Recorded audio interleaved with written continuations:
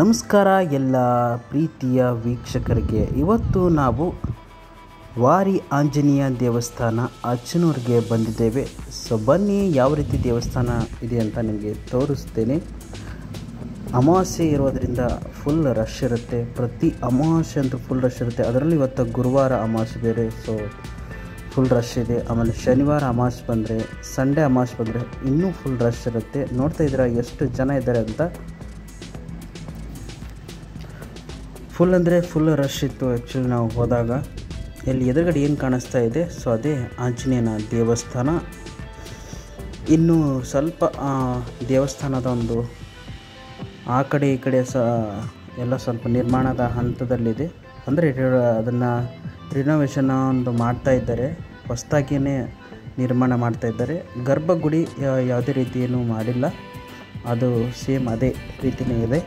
ನೋಡ್ತೀರಿ, ಸಿಕ್ಕಾಪಟ್ಟೆ ಜನ ಬರ್ತಾರೆ ಇಲ್ಲಿ ಶ್ರೀ ಆಂಜನೇಯನ ದೇವಸ್ಥಾನವನ್ನು ನೋಡಿ ದರ್ಶನ ಪಡೆದು ಹೋಗ್ತಾರೆ.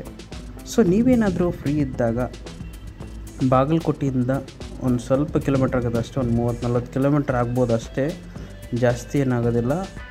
ನಮ್ಮ ಗುಳೇದಗುಡಿಯಿಂದ ಒಂದು ಸುಮಾರು ಒಂದು 25-26 ಕಿಲೋಮೀಟ್ರ್ ಆಗುತ್ತೆ ಅಷ್ಟೇ ಇದು. ಇಲ್ಲಿ ಮೇಲ್ಗಡೆ ಉಗ್ರ ನರಸಿಂಹಸ್ವಾಮಿ ದೇವಸ್ಥಾನ ಇದೆ. ಅಲ್ಲಿ ಸಹಿತ ಒಂದು ವಿಶಿಷ್ಟವಾದಂಥ ಮೂರ್ತಿ ಇದೆ.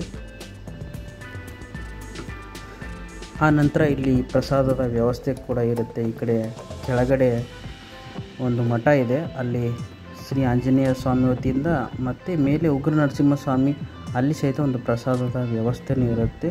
ಸೊ ಭಕ್ತರು ಯಾರ್ಯಾರು ಬರ್ತಾರೆ ಅಲ್ಲಿ ಪ್ರಸಾದ ಸೇವನೆ ಮಾಡಿ ಹೋಗ್ತಾರೆ. ಸಾಕಷ್ಟು ಜನ ಬರ್ತಾರೆ. ನಮ್ಮ ಬಾಗಲಕೋಟೆಯಲ್ಲಿ ಅಚ್ಚನೂರು ಶ್ರೀ ವಾರಿ ಆಂಜನೇಯ ದೇವಸ್ಥಾನ ಅಂತಂದರೆ ಎಲ್ಲರಿಗೂ ಗೊತ್ತು. ಸೊ ಹಾಗಾಗಿ ಇದೊಂದು ಪವರ್ಫುಲ್ ದೇವಸ್ಥಾನ.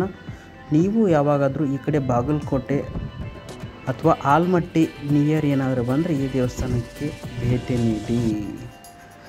ಮತ್ತು ಹೊಸ ವಿಡಿಯೋದೊಂದಿಗೆ ನಿಮ್ಮನ್ನು ಭೇಟಿ ಆಗ್ತೀನಿ. ಅಲ್ಲಿವರೆಗೂ ನಮ್ಮ ಚಾನಲ್ ಕ್ರಿಯೇಟಿವ್ ಮಾಧ್ಯಮ ಲೈಕ್, ಶೇರ್ ಹಾಗೂ ಸಬ್ಸ್ಕ್ರೈಬ್ ಮಾಡೋದನ್ನು ಮಾತ್ರ ಮರಿಬೇಡಿ. ನಮಸ್ಕಾರ.